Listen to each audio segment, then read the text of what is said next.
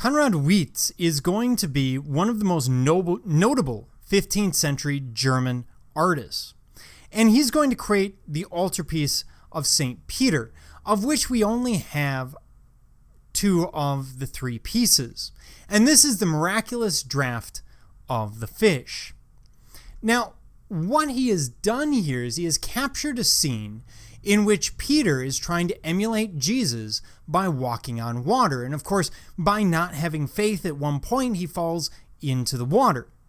Now, interestingly, this composition or this scene may have been chosen because Witz's patron was the Bishop of Geneva, who had an interest in limiting papal power, and Peter is the first pope. So it gets at this idea of a limited power behind the papacy, or at least papal fallibility. Now, the image is known for its incredible level of detail.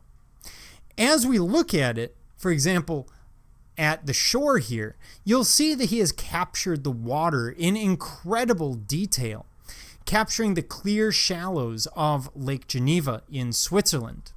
And in fact, we can tell exactly where he's standing, where we see the city of Geneva off to the right. We see this mountain off in the background. We know exactly where this is. He's capturing a very specific landscape. And it's kind of interesting. He's doing the same thing that we've seen from other artists, depicting images in the middle-class home, for example, to make them relatable. And here he's put it in a landscape that's going to be relatable to his viewers.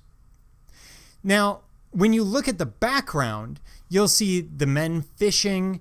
You'll see this very small, very subtle boat. Of course, they don't want to get across an idea that's going to be too grandiose. It wouldn't work for the story. But that subtlety, that simplicity is what gives it power here. It's very unlike paintings such as Giovanni Arnolfini, which are full of continuous symbolism and continuous detail. Here, there are large areas for the eyes to rest and relax.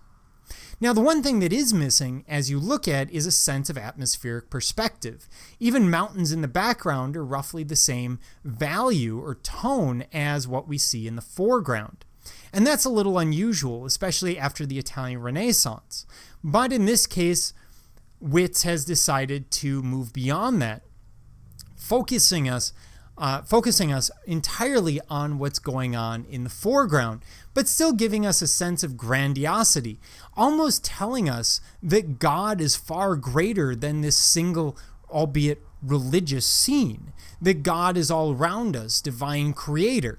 And that's going to work for him, especially in the 15th century in Germany. So this is an area that will give us transcendental ideas later on, ideas that are based on the smallness of man within the massive grandeur of nature.